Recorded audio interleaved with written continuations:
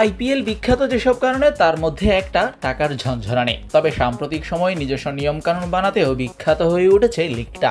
কখনো ওভারে 3 বাউন্সে no ball, কখনো ইম্প্যাক্ট প্লেয়ার খেলানোর নিয়ম সহ নানা নতুনত্ব এনে আলোচিত হয়েছে আইপিএল। এবার আইপিএলে যোগ হতে যাচ্ছে নতুন নিয়ম, আসতে চলেছে নিষেধাজ্ঞার নিয়ম। নিলামে বিকৃত হওয়ার পর কোনো ক্রিকেটার যদি নাম সরিয়ে নেয় বা টুর্নামেন্ট খেলতে না চায়, সেক্ষেত্রে তাকে পেতে হবে 2 বছরের ব্যান। এমনটাই চাওয়া ফ্র্যাঞ্চাইজিগুলোর। ব্যক্তিগত কারণ দেখিয়ে টুর্নামেন্ট শুরুর আগে বা মাঝপথে আইপিএল থেকে সরে দাঁড়ানোর উদাহরণ অনেক। নিলামে বিক্রি হওয়ার পর জাতীয় দলের কমিটমেন্ট, ইনজুরি, পারিবারিক দায়বদ্ধতার ক্ষেত্রে এই নিয়ম না থাকার ব্যাপারে সিদ্ধান্ত দলগুলোর প্রস্তাবে। তবে এর আগে নিলামের সময় তারা পরিষ্কার জানতে চায় একজন ক্রিকেটার টুর্নামেন্টের কতটুকু সময় অ্যাভেলেবল। দলগুলোর দাবি, এভাবে সরে যাওয়ার কারণে ক্ষতিগ্রস্ত হচ্ছে টিম প্ল্যান, বারবার পরিবর্তন করতে হয় গেম প্ল্যানে।